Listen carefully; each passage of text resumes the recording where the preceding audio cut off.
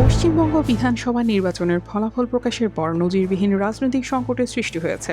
নির্বাচনে পরাজিত দেখানোর পর অনিয়মের অভিযোগ এনে মুখ্যমন্ত্রী পদ থেকে পদত্যাগ করতে অস্বীকৃতি জানিয়েছেন তৃণমূল কংগ্রেস নেত্রী মমতা বন্দ্যোপাধ্যায়। 6 মার্চ অত্যন্ত দৃঢ় কণ্ঠে নেত্রী বলেন, তারা চাইলে আমাকে বরখাস্ত করতে পারে। আমি চাই দিনটি একটি কালো দিন হিসেবে চিহ্নিত হয়ে থাকুক, কিন্তু আমি পদত্যাগ করব না। 71 বছর বয়সী এই নেত্রী নির্বাচনের ফল ঘোষণার পর থেকে নিজের অবস্থানে অনড় রয়েছেন। এর জন্য সরাসরি নির্বাচন কমিশনের অনিয়মের বিষয়টিকে সামনে আনছেন তিনি। 29 এপ্রিল থেকে রাজ্যে যে নির্বাচন পরবর্তী সহিংসতা চলছে তার বিরুদ্ধে তার দল আদালতে যাবে বলেও হুঁশিয়ারি দিয়েছেন মমতা। তার দাবি, নির্বাচন কমিশন নোংরা খেলা খেলেছে এবং মহারাষ্ট্র, হরিয়ানা ও বিহারের মতো পশ্চিমবঙ্গেও বিজেপি বিরোধী জোটকে ষড়যন্ত্র করে হারানো হয়েছে।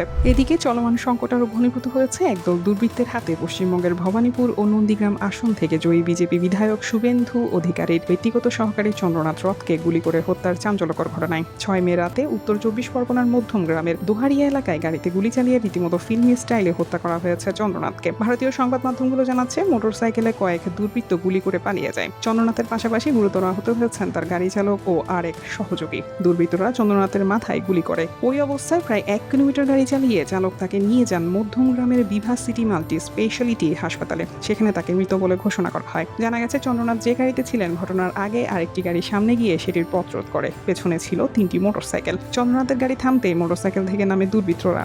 এরপর অন্তত 5 রাউন্ড গুলি ছোঁড়ে। গুলিবিদ্ধ হয়ে গাড়িতেই লুটিয়ে পড়েন চন্দ্রনাথ। এই ঘটনায় রাজ্য পুলিশের মহাপরিচালক সিদ্ধিনাথ গুপ্ত জানান, যে গাড়িকে এই অপরাধমূলক ঘটনায় ব্যবহার করা হয়েছে সেটি বাজেয়াপ্ত করা হয়েছে। দেখে মনে হচ্ছে গাড়ির নাম্বার প্লেট বিকৃত করা হয়েছে। শিলিগুড়ি নিবন্ধন করা গাড়ি এখানে ব্যবহার করা হয়েছে, এটি ভুয়া নাম্বার প্লেট। এই ব্যাপারে শুভেন্দু অধিকারী বলেন, 2 দিন ধরে নজরদারি চালিয়ে একটি ভুয়া নাম্বার প্লেট লাগানো গাড়ি নিয়ে এসে এটা করা হয়েছে। তিনি বলেন, আমরা মনে করি এর সঙ্গে রাজনীতির যোগ থাকতে পারে। News desk, দুতিয়াল।